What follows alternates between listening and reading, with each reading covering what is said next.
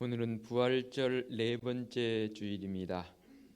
주여 이제 회복하게 하소서라는 표 아래 온 성도들이 믿음과 소망과 사랑으로 하나 되어 영과 진리로 예배합니다. 아멘. 오라 우리가 여호와의 산에 올라가서 야곱의 하나님의 전에 이르자. 그가 그의 도를 가지고 우리에게 가르치실 것이니라. 우리가 그의 길로 행하리라 하리니 이는 율법이 시온에서부터 나올 것이요 여호와의 말씀이 예루살렘에서부터 나올 것임이라. 아멘. 독생자를 보내셔서 우리를 죄악 가운데에서 구원하여 주신 하나님 아버지 감사합니다. 오늘도 세상의 험한 길을 걸으면서 지치고 고단해진 저희를 기억해 주시고 평안과 기쁨과 안식이 있는 예배의 자리로 불러주시니 감사합니다. 주님의 능력의 말씀을 들을 때에 우리의 지친 심령이 새 힘을 얻게 하여 주옵소서. 자비하신 손길로 우리의 마음을 만져주시사 세상에서 경험할 수 없는 참된 위로를 받게 하여 주옵소서. 자비하신 하나님의 얼굴을 배울 때에 우리의 심령이 담대함을 얻게 하옵소서. 예수님의 이름으로 기원하옵나이다. 아멘. 참여의 기도 시간입니다. 다 같이 침묵으로 일주일의 삶을 되돌아보며 참여의 기도로 나아갑니다. 기도하겠습니다.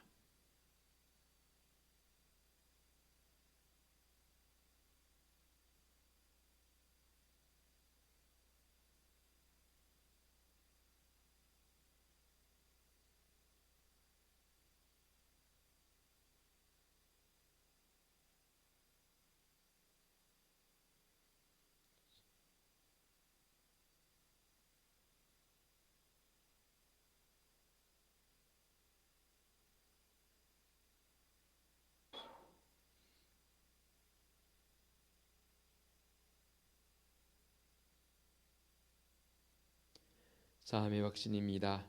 너희는 옷을 찢지 말고 마음을 찢고 너희 하나님 여호와께로 돌아올지어다.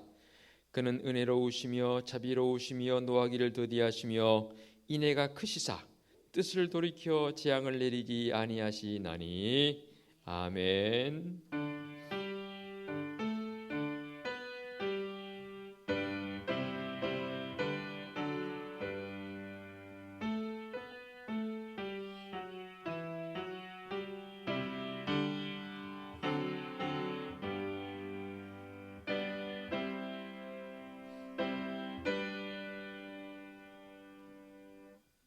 다 같이 자리에서 일어나셔서 찬송가 617장 1절을 부르며 경배와 찬양합니다.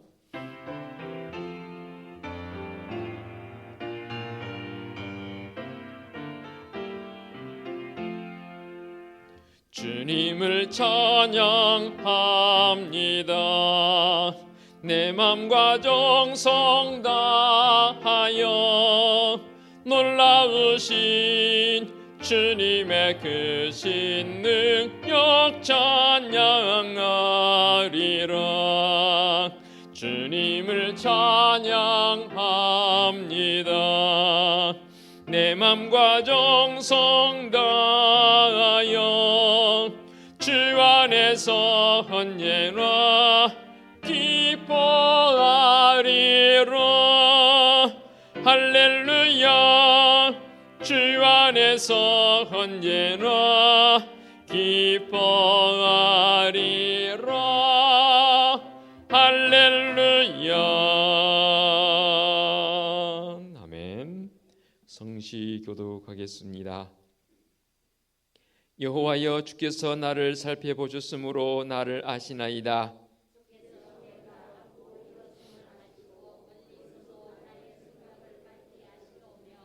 나의 모든 길과 내가 누는 것을 살펴보셨으므로 나의 모든 행위를 익히 아시오니.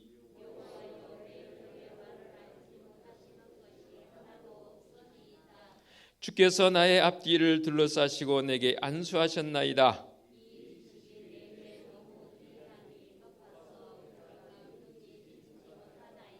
주께서 내 내장을 지으시며 나의 모태에서 나를 만드셨나이다. 내가 주께 감사하오면 나를 지심이 심히 기묘하심이라. 주께서 하신 일이 기이함을 내 영혼이 잘 아나이다. 아멘. 사도신경으로 우리의 신앙을 고백하겠습니다. 나는 전능하신 아버지 하나님 천지의 창조주를 믿습니다. 나는 그의 유일하신 아들 우리 주 예수 그리스도를 믿습니다. 그는 성령으로 잉태되어 동정녀 마리아에게서 나시고 본디오 빌라도에게 고난을 받아 십자가에 못 박혀 죽으시고 장사된 지 사흘 만에 죽은 자 가운데서 다시 살아나셨으며 하늘에 오르시어 전능하신 아버지 하나님 우편에 앉아 계시다가 거기로부터 살아있는 자와 죽은 자를 심판하러 오십니다. 나는 성령을 믿으며 거룩한 공교회와 성도의 교제와 죄를 용서받는 것과 몸의 부활과 영생을 믿습니다. 아멘. 자리에 앉으시기 바랍니다. 찬송가 22장 찬양 드립니다.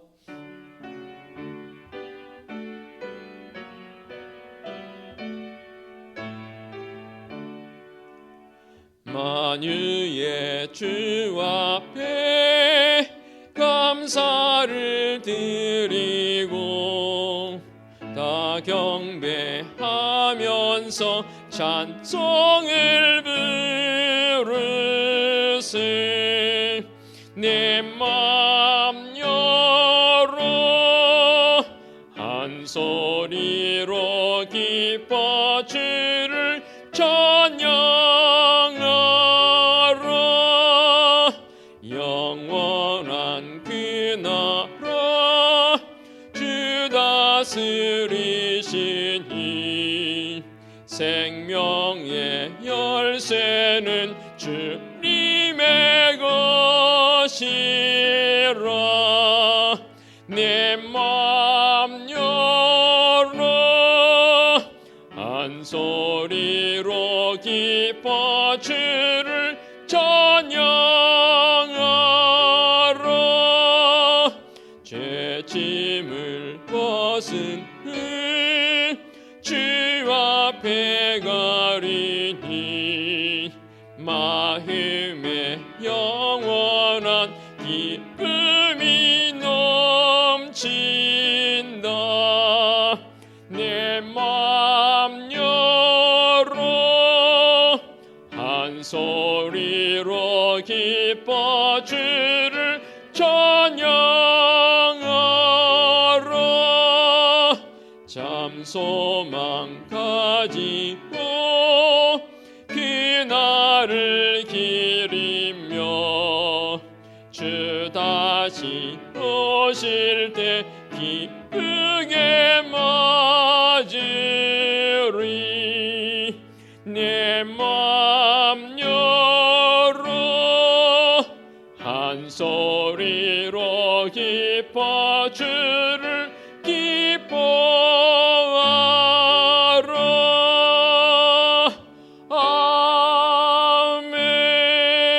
아멘.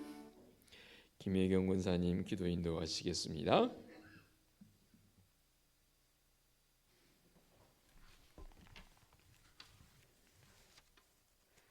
지금도 살아 계셔서 역사하시는 하나님 아버지, 오늘도 거룩하고 복된 주일을 구별하여 주님께 나와 예배 드릴 수 있도록 허락하신 은혜에 감사와 찬양과 영광을 올려드립니다. 한치 앞을 알 수 없는 연약한 저희들, 여전히 하나님의 나라와 의를 구하기보다는 우리의 필요한 것들을 채우기 위해 우리의 방법과 계획으로 살았음을 이 시간 주님 앞에 회개하오니 용서하여 주시고, 죄악으로 물든 우리의 마음과 영혼을 예수 그리스도의 보혈로 정결케 하여 주시옵소서. 이 시간 이 예배가 진정과 신령으로 드리는 예배가 되게 하여 주시고, 하나님께는 기쁨의 예배가 되게 하여 주시옵소서. 하나님 아버지, 은혜숲 교회가 사랑의 공동체가 되기를 원합니다. 주변의 가난한 자들을 돌보며 소유보다 나누기를 즐겨하며 모으기보다는 베풀기를 즐겨하는 교회 되게 하옵소서. 아버지, 이 지역에 진정으로 죽어가는 영혼을 구원할 수 있는 구원의 방주가 될 수 있는 교회가 되게 하여 주시옵소서. 교회에 각 기관들이 있습니다. 모든 기관들이 다 협력하여 선을 이루고 부흥케 하여 주시옵소서. 아버지, 원하옵기는 교육부서가 하루속히 예배할 수 있도록 하나님 주여 도와주시옵소서. 어린 심령들이 하나님 말씀을 배우고 하나님을 경외할 수 있는 아버지 자들이 되게, 아버지 지역의 진정으로 하나님 빛과 소금의 역할을 감당할 수 있는 자녀들이 될 수 있도록 하나님 붙들어 주시옵기를 간절히 원합니다. 하나님, 교회 모든 아버지 가정, 아버지 재직들 가정과 사업장들이 있습니다. 아버지, 그 재직 가정과 사업장들이 하나님 더욱더 믿음으로 하나 되게 인도하여 주시옵시고, 늘 주님의 축복이 임할 수 있는 가정과 사업장들이 될 수 있도록 인도하여 주시옵소서. 하나님, 하루속히 코로나가 하나님 종식되어서 온전한 예배, 하나님 앞에 진정으로 열린 예배가 될 수 있도록 하나님 붙들어 주시기를 간절히 원합니다. 이 시간 말씀을 전하신 목사님에게 성령의 두루마기를 7배나 더하여 주시옵기를 간절히 바랍니다. 성령의 권능으로 붙잡아 주셔서 전하시는 말씀이 살아 역사하시어 우리 모두가 하나님의 뜻을 분별할 수 있는 귀한 시간이 되게 하여 주시옵시고, 병든 자들에게는 아버지 치료할 수 있는, 치료함을 받을 수 있는 아버지 말씀이 되게 인도하여 주시옵시고, 근심과 걱정이 많은 자들에게는 그 아버지 근심과 걱정이 해결할 수 있는 말씀이 되게 인도하여 주시옵소서. 오늘도 하나님 이 예배를 기쁘게 받아줄 줄 믿습니다. 모든 걸 맡기오며 사랑 많으신 우리 구주 예수 그리스도의 이름으로 간절히 기도드립니다.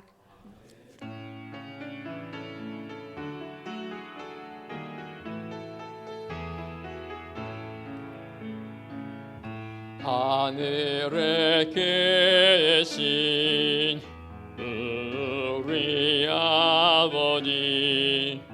아버지의 이름을 거룩하게 하시며 아버지의 나라가 오게 하시며 아버지의 뜻이 하늘에서와 같이 땅에서도 이루어지게 하소서. 오늘 우리에게 일용할 양식을 주시고 우리가 우리에게 잘못한 사람을 용서하여 준 것 같이 우리 죄를 용서하여 주시고 우리를 시험에 빠지지 않게 하시고 악에서 구하소서. 나라와 권능과 영광이 영원히 아버지의 것입니다. 아멘. 교회 소식 전하겠습니다. 주보를 보시기 바랍니다. 5월 목회 계획이 예고되었습니다. 5월은 가정의 달로 보낼 것입니다. 오늘 찬양 예배는 주일 가정 예배로 드립니다. 오늘 2부 예배 후에 목양실에서 서무부 모입니다. 금요 한밤 기도에 쉬어야겠고요. 오는 주일은 어린이 주일로 지키겠습니다. 오는 주일 2부 예배 후에 교육부 원래회가 중고등부실에서 있겠고요. 오는 주일 찬양 예배 주일 가정 예배로 드리겠습니다. 감사한 일이 있습니다. 지난 주일에 오후에 홍송수 집사님과 제1남성교회 회원들이 본당 바닥을 잘 관리해 주셨습니다. 여러분 들어오시면서 보셨지요? 반짝반짝합니다. 상당히 수고를 많이 하신 모습을 보면서 감사하다는 마음을 가졌는데, 오늘 홍송수 집사님 일부 예배를 참석하셨는데 한번 우리 박수로 한번 감사의 격려 한번 하십시다. 집사님 감사합니다. 그리고 들어가는 일제 비용도 집사님께서 청구도 안 하시고 사비로 일을 하셨다고 말씀을 들어서 너무 마음속에 감사한 마음과 함께 또 안쓰러운 마음도 있습니다. 여러분 집사님과 또 우리 같이 협력해 주신 우리 일남성교회 회원들께서 많이 격려해 주시고 기도해 주시면 감사하겠습니다. 한 가지 참고로 알려드릴 말씀이 있습니다. 건축봉은 아랫날에 보시면 화살 표시 있죠? 세모. 건축 예물 봉헌 시에 매 주일 봉헌하는 경우는 연한 옥색 이 봉투에 주정식으로 하실 때는 이걸 쓰시기 바랍니다. 그런데 일회용으로 쓰실 때는 이걸 쓰셔버리면 한 번 도장 찍히고 이걸 버려야 합니다. 52칸인데 좀 여러 가지로 아니다 싶은 생각이 들어서 자세히 제가 안내를 하게 됩니다. 흰 봉투에 써서 내신 것도 좋지만 이 노랑 봉투를 보시면 란에 건축 헌금란이 있습니다. 여기에 표시를 하시고 1회 건축 예물 봉헌하실 분들은 이 봉투를 이용해서 봉헌을 해주시면 헌금란에 기록도 되기도 하지만 또 이 봉투를 좀 아낄 수 있다는 생각도 더불어서 가지게 됩니다. 그렇게 협력해 주시면 감사하겠습니다. 오늘 집사님께서 이 부분 목사님 광고를 한번 하셔서 조금 성도들이 숙지를 했으면 좋겠습니다는 부탁이 있어서 제가 겸해서 여러분에게 양해 말씀 드립니다. 협력해 주시면 감사하겠습니다. 앞뒤 옆에 계신 분들의 축복 한번 인사 함께 나누면 좋겠습니다. 이달리 오늘 일부 예배 중 여러분들이 참석을 하셨습니다.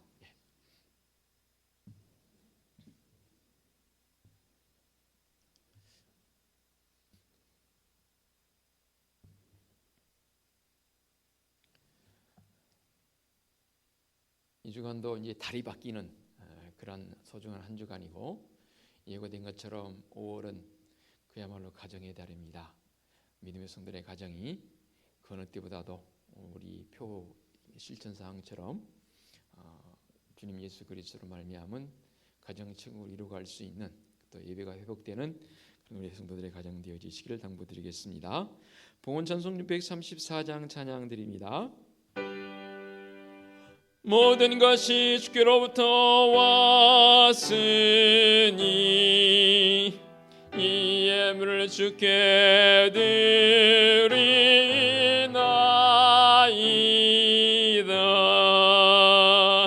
아멘.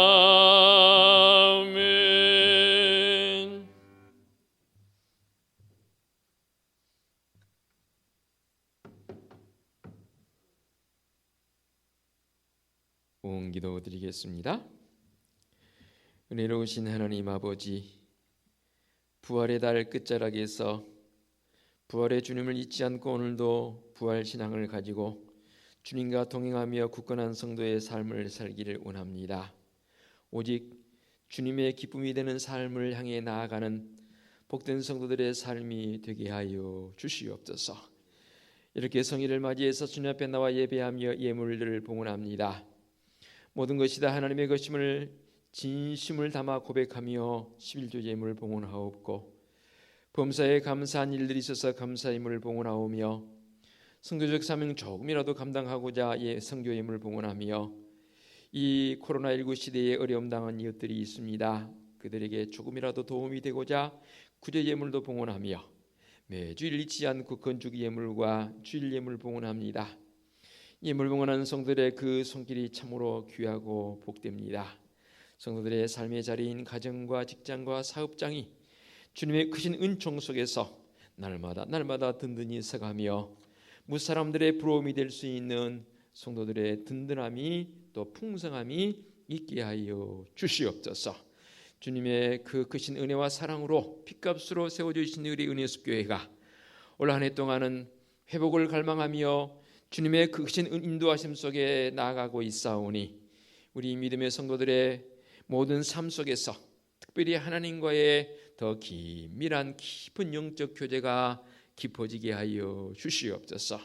아울러 서로 얼굴과 얼굴을 직접적으로 대면할 수 없는 안타까운 이 지금의 상황이지만 그럼에도 불구하고 우리의 마음이 성도들과의 친밀한 교제로 나아갈 수 있도록 인도해 주옵시고 항상 우리 주님 예수 그리스도로 말미암은 성도들의 가정천국을 이루어갈 수 있는 은총도 덧입혀 주시옵소서. 이제 5월 가정의 달 믿음의 교육부서가 예배가 회복되어지고 하나님 앞에 진정한 예배자로 나아가기를 원하오니 성령 하나님 감동 감화하사 우리 어린 심령들의 마음을 붙들어 주시고 인도하여 주시옵소서. 부모인 우리와 우리 교사들은 귀한 어린 생명들을 향해서 눈물로 기도할 때에 놀라운 회복의 역사와 부흥의 역사가 있는 줄로 믿습니다. 열정을 다해서 기도하는 우리 부모들, 교사들 되게 하여 주시옵소서. 주님의 거룩한 전을 청소하고 또한 관리하고 여러 곳에서 섬기는 성도들의 손길에 주님의 크신 은총으로 안위하여 주옵소서. 특별히 지난 주일에는 우리 홍성수 집사님과 제1남수교 회원들이 이렇게 본당 바닥을 깨끗하게 단장하며 관리하게 해주시니 감사합니다. 수고한 손길을 더욱 강건하게 하여 주시옵소서. 오늘은 특별히 정태인 최경희 집사님 가정에서 범사에 감사하여 강단에 헌화하게 해주시니 감사합니다. 집사님 가정에 늘 주님의 은혜와 사랑이 넘치게 하여 주옵소서. 아울러 강단에 꽃꽂이로 섬겨주신 귀한 권사님 그 손길에도 주님의 사랑이 가득하게 하여 주시옵소서. 이 힘든 때에 더욱 육신의 즐거움을 통해서 또 마음의 아픔을 통해서 힘들어하는 믿음의 지체들이 싸우니 주님 그 마음들을, 그 상처난 부위들을 싸매시며 치유하시며 어루만져 주시옵소서. 회복되어 주님 앞에 할렐루야 찬송하며 예배할 수 있는 믿음의 헌우들로 인도하여 주시옵소서. 거룩하신 하나님 아버지, 우리 은혜숲교회는 하나님이 우리의 유일한 꿈이며 말씀에 감동 있는 교회의 모습을 가지고 올 한 해 동안 회복의 은총을 경험하는 우리 성도들이요, 우리 교회요, 이 민족 되게 하여 주시옵소서. 우리 주님 예수 그리스도의 이름으로 기도하옵나이다. 아멘. 하나님께서 이 시간 우리에게 주신 말씀은 구약성경 이사야 58장 9절부터 14절까지 말씀입니다. 이사야 58장 9절로 14절까지 말씀 제가 봉독해 올리겠습니다. 네가 부를 때에는 나 여호와가 응답하겠고 네가 부르짖을 때에는 내가 여기 있다 하리라. 만일 네가 너희 중에서 멍에와 손가락질과 허망한 말을 제하여 버리고 줄인 자에게 네 심정이 동하며 괴로워하는 자의 심정을 만족하게 하면 네 빛이 흑암 중에서 떠올라 네 어둠이 낮과 같이 될 것이며 여호와가 너를 항상 인도하여 메마른 곳에서도 네 영혼을 만족하게 하며 네 뼈를 견고하게 하리니 너는 물된 동산 같겠고 물이 끊어지지 아니하는 샘 같을 것이라. 네게서 날 자들이 오래 황폐된 곳들을 다시 세울 것이며 너는 역대에 파괴된 기초를 쌓으리니 너를 일컬어 무너진 데를 보수하는 자라 할 것이며 길을 수축하여 그할 곳이 되게 하는 자라 하리라. 만일 안식일에 네 발을 금하여 내 성일에 오락을 행하지 아니하고 안식일을 일컬어 즐거운 날이라 여호와의 성일을 존귀한 날이라 하여 이를 존귀하게 여기고 네 길로 행하지 아니하며 네 오락을 구하지 아니하며 사사로운 말을 하지 아니하면 네가 여호와 안에서 즐거움을 얻을 것이라. 내가 너를 땅의 높은 곳에 올리고 네 조상 야곱의 기업으로 기르리라. 여호와의 입의 말씀이니라. 아멘. 기도하겠습니다. 하나님 아버지, 이제 말씀을 듣사오니 친히 성령 하나님 임재하사 강한 바람처럼 세미한 음성으로 말씀하여 주시옵소서. 예수 그리스도의 이름으로 기도하옵나이다. 아멘. 오늘 주신 이 말씀은 제3 이사야서라 할 정도로 굉장히 귀한 말씀으로 우리에게 다가옵니다. 그러니까 이사야서의 56장에서 66장까지 어느 주석가들은 이사야서를 66장으로 되어 있는 것은 한 장 한 장이 성경 66권과 거의 일치한다라는 그런 주석을 달아놓기도 합니다. 그래서 오늘 말씀의 제목이 내 영혼이 만족합니까? 라는 제목을 붙였고요. 제가 설교 준비를 하면서 부제를 잘 안 붙이는데 오늘 말씀은 부제를 좀 붙여야겠습니다. 원 제목을 내 영혼이 만족합니까? 라고 잡아준 부제는 영혼을 만족하게 하는 삶이라는 부제를 붙여봅니다. 자, 이런 이야기로 오늘 말씀을 시작합니다. 지난 주간에 제가 신문을 통해서 받고 또 매스컴을 통해서 들은 것인데요. 이제 곧 도쿄올림픽이 시작되어집니다. 그 올림픽에 보낼 대한민국 양궁 대표 선수를 선발을 했습니다. 남자 3명, 여자 3명을 선발했는데 이 대표 선수 선발되는 게 올림픽에 나가서 금메달을 따는 것보다 더 힘들다는 아주 경쟁이 치열합니다.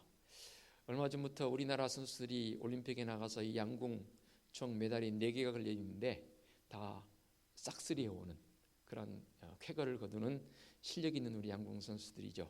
이 도쿄 올림픽에는 한 가지 종목이 더 추가가 됐습니다. 남녀 혼성이 추가돼 메달이 5개인데 이것을 다 따오기를 바라는 열망을 가지고 선수들을 선발하는 것을 보게 됩니다. 그중에 여자 선수 한 명이 지난 올림픽 대회에 나가기 위해서 선발 대회를 거칠 1점 차이로 이 대표에서 탈락이 됐는데 이번에 그 선수가 됐어요. 그래서 굉장히 기뻐하면서 인터뷰하는 모습도 제가 본 적이 있습니다.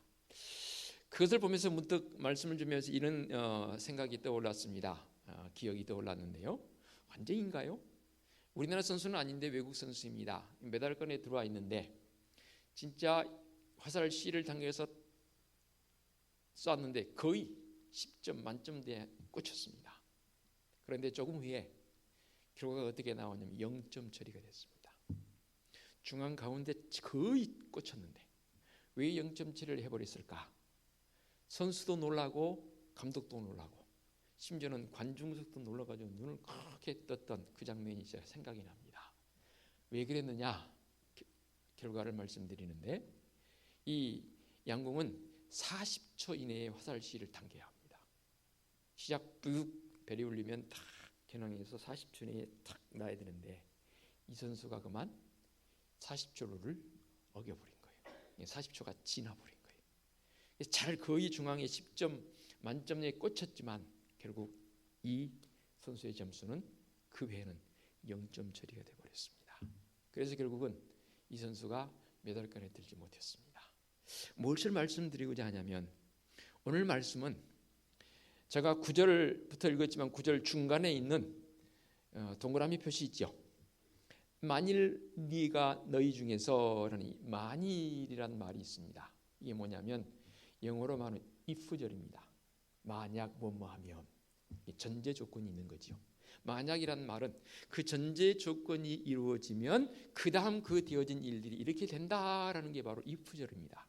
만약 뭐뭐하면 오늘 말씀은 이 땅에 살아가는 성도적 삶 속에서 영적 만족을 누리며 살아야 되는데 그 영적 만족을 누리기 위해서는 반드시 전제되어질 일이 있습니다. 즉 하나님의 말씀의 법을 따라 바르게 살아야 합니다. 그 말씀의 법을 따라 사는 이 if 전제 조건, 그러니까 화살 C를 당기기는 당겨서 좋은 것에 정확하게 맞췄지만 룰을 어겼어요. 정확하게 룰을 지켰더라면 아마도 이 선수도 메달을 땄을 것입니다. 그런데 그 룰을 어겨버렸어요. 무슨 말이냐면 우리의 신앙생활 열심히 하는 것도 중요하고 정열과 투지를 가지고 하는 것도 중요하지만 더 중요한 게 뭐가 있냐면 하나님의 말씀의 방법을 따라 나아가야 합니다. 그래야만 영적 만족이 생기더라는 말입니다. 상당히 많은 사람들이 자기 만족에 의해서 신앙생활하는 경우들이 더러 있어요. 이게 아니라는 거죠. 말씀의 법을 따라서 오늘 이 본문의 말씀은 제3 이사야서라 할 정도로 이 이사야서는 예언서입니다. 구약적 관점에서 예언서, 앞으로 되어질 일을 기록해 놓은 그런 말씀이지만 제가 조금 전에 말씀드렸듯이 제3 이사야서라고 말씀드린 이유는 56장부터 66장까지의 말씀은 아마도 이스라엘 백성들이 포로 귀환 이후에 되어질 일들을 예언해 놓은 부분으로 해석이 되지만 제3 이사야서라 말씀드린 이유는 그들이 포로 생활에서 귀환되어져서 그들 나름대로 후대에 첨가되어져서 기록되어진 실행적 요소에서 본다면 예언서적 입장이기도 하지만 이미 그들의 삶 속에 주어진 삶의 영역을 여기서 접근해 간 그 상황들이 표현되어진 말씀으로서의 제3 이사야, 그러니까 이 묵시 문학이긴 하지만 그들의 삶 속에 이루어져 가는 그런 과정을 여기서 포로 이후에 기록했다라고 주석가들은 그렇게 주석을 달기도 합니다. 왜 제가 이런 주석을 강조를 하냐면 만약 if절이란 이 말 속에서 새겨드려야 할 말씀은 분명하게 하나님의 명령, 그 명령을 너희들은 이렇게 지키라, 그러면 내가 그 명령을 지키는 자들에 대해서 이러이러이러한 약속을 너희에게 주겠다라는 이 if 절은 그런 약속의 말씀으로 구성되어 있는 본문, 이게 바로 오늘 이사야서의 말이라 그 말입니다. 그러면서 이렇게 이제 출발합니다. 1절, 오늘 본문 앞에 있는 1절을 보겠습니다. 크게 외치라. 목소리를 아끼지 말라. 네 목소리를 나팔같이 높여 내 백성에게 그들의 허물을, 야곱의 집에 그들의 죄를 알리라. 백성들이 살기는 포로 귀환에서 열심히 나름대로 종교적 행위가 참 얼마나 열심인지 모릅니다. 그 종교적 행위 가운데 오늘 이 58장의 내용이면 두 가지입니다. 1절로 12절까지의 말씀의 내용은 금식과 관련되어진 내용입니다. 그리고 13절, 14절 두 절 말씀은 안식일을 준수와 관련되어진 말씀인데, 즉 하나님을 믿는 성도들이 종교적 행위의 모습이 그들에게 드러나 보입니다. 얼마나 열정을 다해서 열심을 다해서 그 종교적 행위가 있는지 모릅니다. 그런데 그 종교적 행위의 내면을 들여다보니까 겉으로는 그렇게 거룩한 척, 그렇게 좋게 보이지만 그 내면에 가지고 있는 그 마음들은 그것과 상반되어지는 아니라는 거죠. 그래서 이사야 선지자를 통해서 너희들이 이렇게 행하면, 이 후절이라 했지 않습니까? 그런데 지금 상황을 보니까 이사야 선지자를 통해서 크게 외쳐라.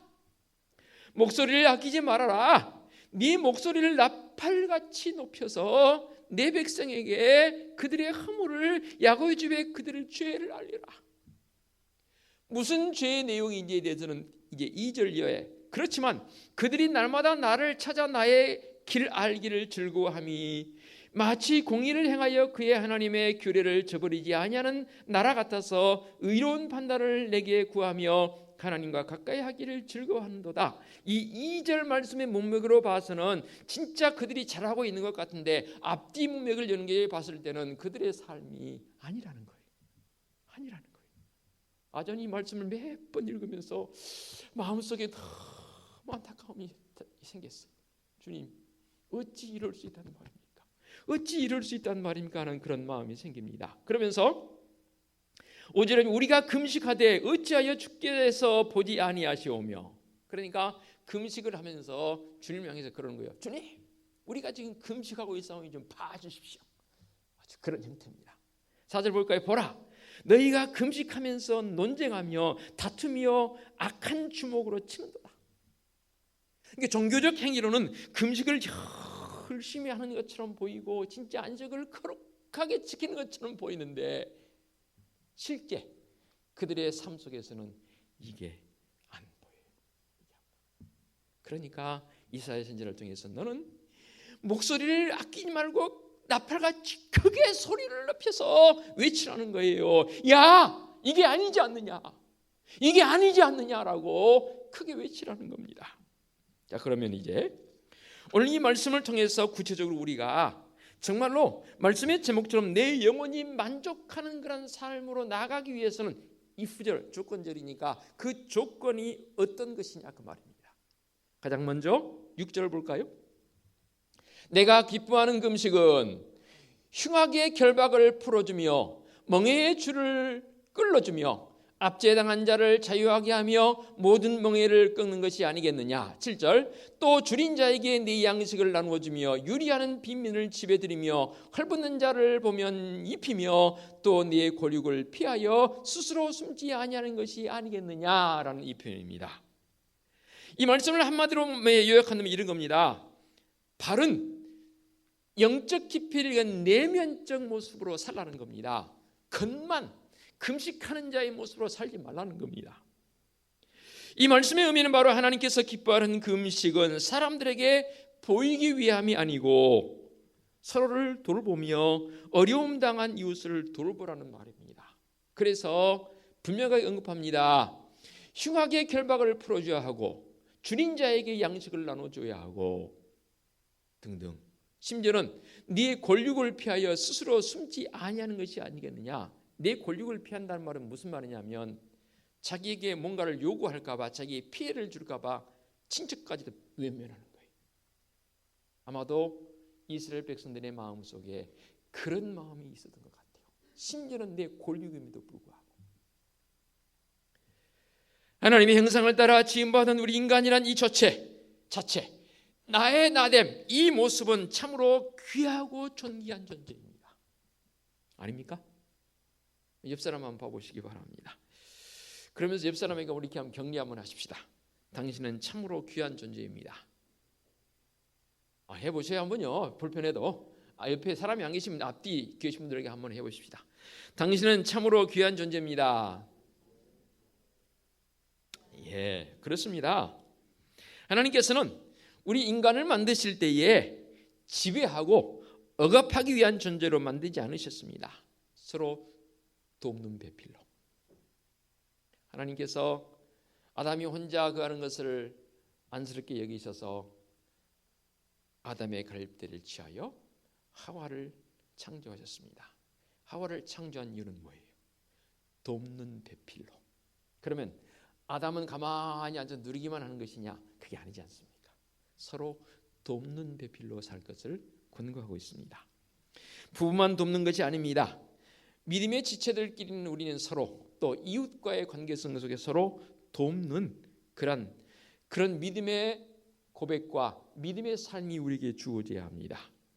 다른 사람을 얽매는 멍에를 끊어버리고 비방하며 손가락질하던 손을 내리고, 이상해요. 사람이 행동하는데 남을 자꾸만 책망할 때는 손이 올라오더라고요. 그렇죠. 물론 칭찬할 때도 올라오는 경우 있지만 대부분 남을 책망하거나 비난할 때는 손이 올라와요. 손이 올라와서 이렇게 지적하면서 이런다고 이렇게 그 손을 내리라는 거예요. 하지 말라는 거예요. 허망한 말을 하여서 다른 사람을 괴롭게 하지 말라고 말씀하십니다. 이것은 절대적으로 다른 사람을 배려하는 삶이고 더불어 사는 삶을 만들어간다는 성도적 고백이 되는 것이지요. 오늘날 우리 사회의 문제가 무엇입니까? 더불어 살려야 하는 것이 아니고 군림하고 독점하고 억누르는 삶의 형태가 문제가 되지요. 심지어는 이 세상에 내하고 눈빛이 마주쳤다고, 눈 마주쳤다도 그렇게 무참하게 그렇게 폭력을 가해요. 이런 세상이 되어버렸습니다. 이런 이론이 있습니다. 목초지의 비극 이론이 있습니다. 들어봤을 거예요. 이 목초지의 비극 이론이 뭐냐면, 목초지가 발달된 고립된 섬에서 사람들이 짐승을 방목하면서 그 목초지를 이용해서 풀을 잘 먹도록 하는 자기들만의 가축을 서로 이렇게 키우는 거예요. 근데 그 섬인지라 그 목초지가 한정되어 있습니다. 내가 많이 키울수록 내게 이익이 돌아오는 거예요. 그런데 사람들은 그것만 생각했지, 서로 공평하게 예를 들어서 10사람이 10마리씩만 키워야 될 그 가축을 내 욕심 부리자고 나는 50마리로 늘려버리면 결국 얼마 가지 않아서 그 목초가 고갈돼 버립니다. 그래서 나만 죽을 뿐만 아니라 남도 죽어요. 그래서 목초지의 게임 이론이, 목초지의 비극 이 게임 이론은 우리가 약속해서 10마리씩만 키웁시다 하면 아무리 내 마음속에 욕심이 생길지라도 그것을 자제하고 10마리만 키워야 돼요. 아니면 배려 안 되면 내가 한두 마리 더 줄여서 상대방이 한두 마리 더 키울 수 있도록 배려해주면 더 좋고, 이게 바로 목초지의 비극 이론입니다. 무엇을 말씀하고 있습니까? 서로 배려하고 서로 세우려는 마음이 우리에게 있어야 합니다. 그렇지 않으면 당연히 나도 죽을 뿐더러 상대방도 죽습니다. 그러니까 문득 이런 생각이 떠오르네요. 배려는 좋은 영향력도 있지만 또 배려가 아닌 나의 그릇된 행동을 통해서 어마어마한 파장 효과가 있다는 것도 잊지 말으셔야 합니다. 뭐냐면, 만일에 오토바이 한 대가 사거리에서 신호를 위반하고 쉥 지나가면 그거 그렇게 사람들에게 영향이 있진 않아요. 나쁜 행위이지만. 그런데 긴 트레일러가 신호 위반을 하고 사거리를 지나갑니다. 그로 인해서 생기는 파급 효과는요, 여러 자동차가 멈춰서야 합니다. 더 큰 파급 효과는요, 지난달 23일인가요? 수에즈 운하에 에버그린이란 큰 큰 배가 그만 좌초돼 버렸습니다. 수에즈 운하 아시죠? 그 수에즈 운하에 무려 6일 동안이나 이 배가 좌초돼서 여타의 모든 배들이 다 그 수에즈 운하로 통과시키는 걸 다 6일 동안 중단시켜 버렸습니다. 못 가게 해버렸습니다. 그 피해가 무려 1조 원이 넘는 피해를 이 운항회사의 수에즈 운하 측에서 요청을 했습니다. 무려 300에서 400대 이상이 6일 동안 꼼짝도 못하고, 아니면 그 아래로 수에즈 운하를 못 건널 사람은 그 아래로 돌아서 어마어마한 비용을 들여서 돌아야 하는 그러한 비극이 생겼습니다. 그러니까 오토바이 한 대 정도의 모습, 그것도 하지 말아야 되겠지만 신호 위반은 그다지 사람들에게 피해가 없다라고 생각되어지지만 나의 영향력, 나의 위치의 모습, 우리 믿음의 성도들은 그래서는 안 되겠지만 우리는 오토바이 한 대 정도의 영향력이 아니지 않습니까? 우리는 이 에버그린 배 같은 어마어마하게 큰 배와 같은 영향력을 지닌, 절대로 나쁜 영향력이 아닌 반대로 좋은 영향력을 끼칠 수 있는, 즉 이웃의 모습을 외면하지 말라는 겁니다. 이게 바로 만약 너희들이 그렇게 하면이란 이 구절의 가장 첫 번째 전제 조건입니다. 두 번째는요, 10절의 말씀 볼까요? 줄인 자에게 내 심정이 동하며 괴로워하는 자의 심정을 만족하게 하면 네 빛이 흑암 중에서 떠올라 네 어둠이 낮과 같이 될 것이며 라고 말씀하십니다. 이 말씀도 조금 전에 말씀드린 말씀처럼 뭔가 연결을 지어본다면 고통 중에 내 이웃을 외면하지 말라는 겁니다. 고통 중이라고 그러니까 뭐 아파가지고 막 하는 그런 고통도 고통이지만 우리 주위를 돌아볼 때에 힘들어하는 이웃들이 있단 말이에요. 그들을 외면하지 말라는 겁니다. 최소한 말 한마디라도 그들을 위로하라는 겁니다. 요즘 사는 것이 많이 힘듭니다. 그렇죠? 녹록지 않습니다. 진짜 팍팍합니다. 앞이 미래가 없어 보입니다. 아무리 사는 것이 어려워도 이웃을 돌보는 일에 소홀히 해서는 안 됩니다. 유명한 이 톨스토이가 쓴 책이 있습니다. 인생의 길이라는 이 책이 있는데 저도 인용한 겁니다. 그 인생의 길이라는 책에서 이런 문구가 있습니다. 이웃을 사랑하는 것은 남을 사랑하는 말이 아니라 나에 대한 사랑을 멈추라는 말이다. 만일 당신이 자신의 몸에서 무엇인가를 떼어내 남에게 베풀었다면 당신은 스스로에게 선을 베푼 것이다.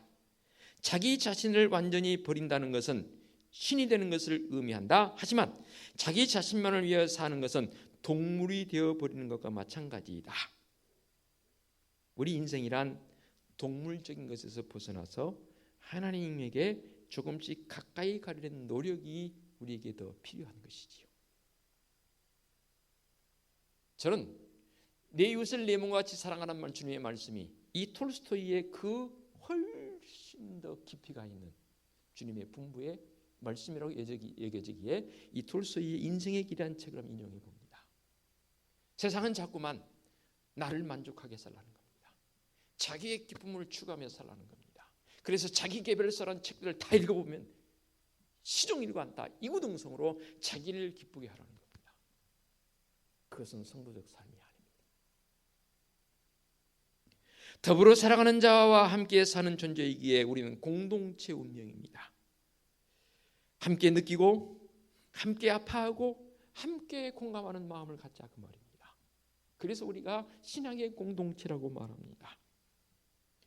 기본적으로 우리의 인간의 삶의 구도는 나와 분리되어진 너가 아닙니다. 너와 분리된 내가 아닙니다. 나로 인해 존재하는 너, 너로 인해 존재하는 나, 나의 너, 너의 나의 세계를 만들어가는 이것을 한마디로 말하는 우리라는 이 공동체를 우리는 형성하고 있습니다. 우리란 말이 합당하게 우리에게 쓰여지고 불려지려면 절대로 너를 배제해서는 안 됩니다. 나 한 사람 가지고는 절대 우리라고 말하지 않습니다. 너와 함께 존재해야 우리라는 말이 형성이 됩니다. 그래서 우리나라 말 중에 저는 참 귀하고 아름다운 표현이 되면 우리라는 표현입니다. 우리라는 표현. 믿음의 공동체는 바로 우리적 공동체가 형성되어야 합니다. 이게 바로 금식하는 자들이 해야 할 종교적 어떠한 행위적 요소로 생각되어진다면 우리가 추구해야 할 삶의 공동체의 모습에서는 무엇을 어떻게 해야 할 것인가? 이 금식과 관련된 표현이 그렇게 표현됐다면 이제 13절로 14절의 말씀을 통해서 보면 안식일 준수에 관련된 표현이 너무나 짧은 구절이지만 정확하게 표현이 되어 있습니다. 무슨 말입니까? 13절 볼까요? 만일 안식일에 네 발을 금하여 내 성일의 오락을 행하지 아니하고 안식일을 일컬어 즐거운 날이라 여호와의 성일을 존귀한 날이라 하여 이를 존귀하게 여기고 내 길을 행하지 아니하며 네 오락을 구하지 아니하며 사사로운 말을 하지 아니하면, 이 말이 무슨 말이냐면 하나님께서 원하시는 기뻐하시는 것을 추구하라는 겁니다. 안식일 준수성 모습 규정입니다. 절대로 필요합니다. 이 유대인들에게 있어서 이스라엘 공동체의 안식일 준수는 너무나 중요한 문제였습니다. 그래서 그들 스스로가 만들어낸, 우리식으로 표현해 본다면 시행 규칙, 안식일을 거룩하게 지키라라는 계명 속에서 그들 나름대로 시행 규칙을 만들었는데 무려 어느 분들은 그렇게까지 해석을 하더라고요. 355가지래. 그러니까 하루에 하나씩 지켜도 다 못 지킬 조항들을 무려 300개가 넘도록 안식일에 이러이러 해야 된다는, 이것을 하고 이것을 하지 않고라는 그 준수사항을 무려 300개가 넘도록 그들 나름대로 율법이란 이름하에서 시행규칙을 만들어놨습니다. 제가 붙이는 시행규칙입니다. 그들 나름대로는 율법이라고 말합니다. 그런 규례를 만들어서 그들 나름대로 지키기 위한 몸부림이 있었던 건 사실입니다. 그런데 정작 그들이 그 안식일을 지키는 이유는 주님의 기쁨을 추구하는 안식일 준수가 아니었습니다. 자기들의 기쁨이었습니다. 그래서 너무나 쉽게 안식일을 범하는 사람들을 향해서 정죄했습니다. 그래서 이사야 선지자는 구체적으로 표현했습니다. 네 발을 금하여 내 성일의 오락을 행하지 아니하고 안식일을 일컬어 즐거운 날이라 여호와의 성일을 존귀한 날이라 하여 이를 존귀하게 여기고 네 길로 행하지 아니하며 네 오락을 구하지 아니하며 사사로운 말을 하지 아니하면, 오락을 구하지 않단 말이 무슨 말입니까? 오락을 왜 하나요? 오락에 주던 이유는 내 기쁨을 충만하기 위해서입니다. 여러분 그거 알으세요? 이것도 오락이에요. 이것도 오락이에요. 자기 기쁨을 만족하기 위해서입니다. 그러면 일주일 중에 하루만 안식일만 그런 날인가? 특별히 이 안식일은 일주일 가운데 하루 구별하여서 요즘으로 하면 주일입니다. 하루만 그러면 되는 것인가? 저는 연장선상에서 해석해야 합니다. 우리의 삶에서 내 기쁨, 내 오락을 여기서 하지 말 것을 구하고 있습니다. 왜요? 역시 우리는 믿음의 공동체입니다. 하나님의 자녀들입니다. 누구의 기쁨을 구해야 합니까? 주님의 기쁨을 구해야 합니다. 그래서 너가 여호와 안에서 즐거움을 얻을 것이라. 이 편이 너무너무 좋아요. 그리고 오늘 본부의 말씀으로도 우리에게 좀 이따 말씀드리겠지만 11절 계속해서 한번 볼까요? 여호와가 너를 항상 인도하여 메마른 곳에서 네 영혼을 만족하게 하며 네 뼈를 견고하게 하리니 너는 물된 동산 같겠고 물이 끊어지지 아니한 샘 같을 것이라 라고 말씀하고 있습니다. 이 구절 조건 속에서 너희들이 만약 이것을 이렇게 지키면 우리의 이웃들이 힘들어할 때에 우리 이웃을 향하는 관심과 더불어서 하나님 앞에서 내 기쁨이 아닌 우리 하나님의 기쁨을 구하는 그 성도적 삶을 살아가는 너의 삶이 되어지면 내가 너에게 영적 만족함을 주겠다는 약속의 말씀 아니겠습니까? 영적 만족함으로 그치지 않습니다. 분명히 약속해 주셨습니다.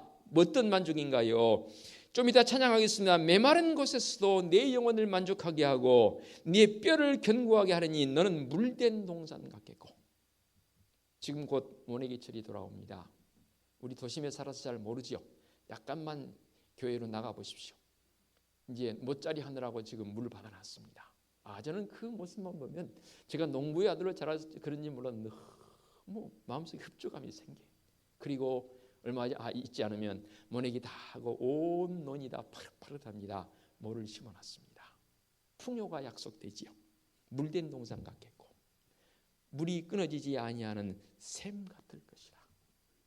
너희들이 이런 믿음의 모습으로 살아 보인다면, 즉 이렇게 표현해 봅니다.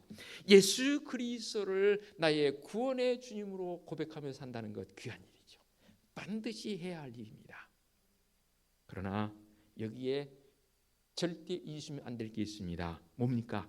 예수 그리스도를 생활의 주로 믿어야 합니다.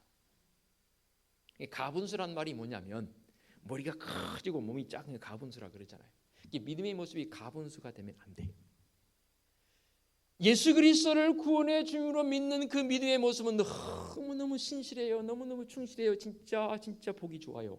그런데 정작 삶으로 들어가 보면 삶에서는 완전히 가분수가 돼서 예수 그리스도 생활의 주로 믿지 않아요.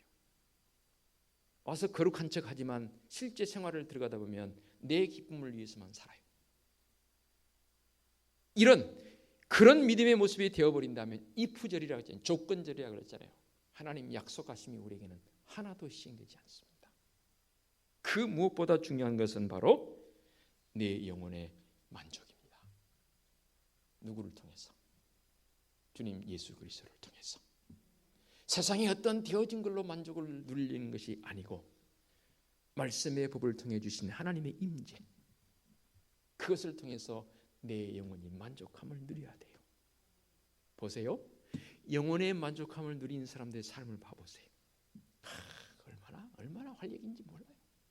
뭐 가지고 있는 게 없는 게 중요한 게 아니고 내 영혼의 만족함이 있는 사람은 얼굴색도 달라요.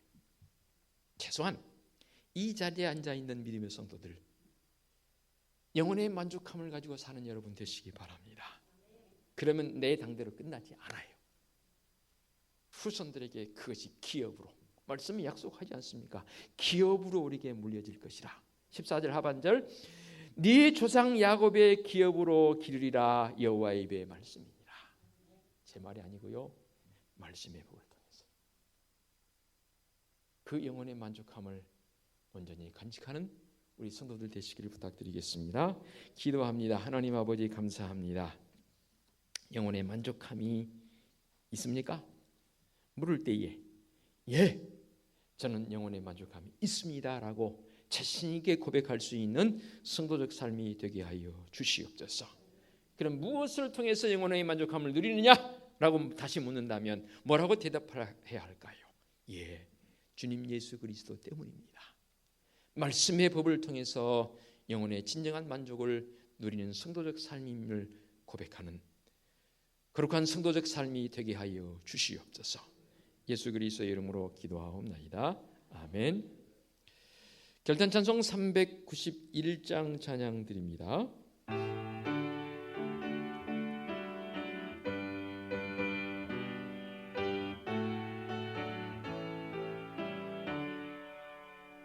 오 놀라운 그새 주 예수 내 주 참 능력의 주시로다. 큰 바위 및 안전한 그곳으로 내 영혼을 숨기시네. 메마른 땅을 종일 걸어가도 나 피곤치 아니하며 저 위험한 곳 내가 이를 때면 큰 바위에 숨기시고 주 손으로 덮으시네. 오 놀라운 그새 주 예수 내 주 내 모든 힘 벗기시네. 죄악에서 날 끌어 올리시며 또 나에게 힘 주시네. 메마른 땅을 종일 걸어가도 나 피곤치 아니하며 저 위험한 곳 내가 이를 때면 큰 바위에 숨기시고 주 손으로 덮으시네. 증량 못할 은혜로 채우시며 늘 성령에 감화주사 큰 기쁨 중 주님을 찬양토록 내 믿음을 도우시네. 메마른 땅을 종일 걸어가도 나 피곤치 아니하며 저 위험한 곳 내가 이를 때면 큰 바위에 숨기시고 주 손으로 덮으시네. 주 예수님 공중에 임하실 때 나 일어나 맞이하리. 그 구원의 은총을 노래하리. 저 천군과 천사 함께 메마른 땅을 종일 걸어가도 나 피곤치 아니하며 저 위험한 곳 내가 이를 때면 큰 바위에 숨기시고 주 손으로 덮으시네. 아멘. 오늘의 위탁의 말씀입니다. 여호와가 너를 항상 인도하여 메마른 곳에서도 네 영혼을 만족하게 하며 네 뼈를 견고하게 하리니 너는 물된 동산 같겠고 물이 끊어지지 아니하는 샘 같을 것이라. 아멘. 우리 주님 예수 그리스도의 은혜와 하나님 아버지의 지극하신 사랑하심과 성령님의 인도하시며 교통하심이 내 영혼이 진정한 만족을 통해 감사와 기쁨으로 살기를 원하는 사랑하는 성도들 머리머리 위에와 성도들의 가정과 사업장과 직장 위에와 우리 교회 위에와 이 민족 위에 이제와 영원토록 함께 하시기를 축원하옵나이다. 아멘.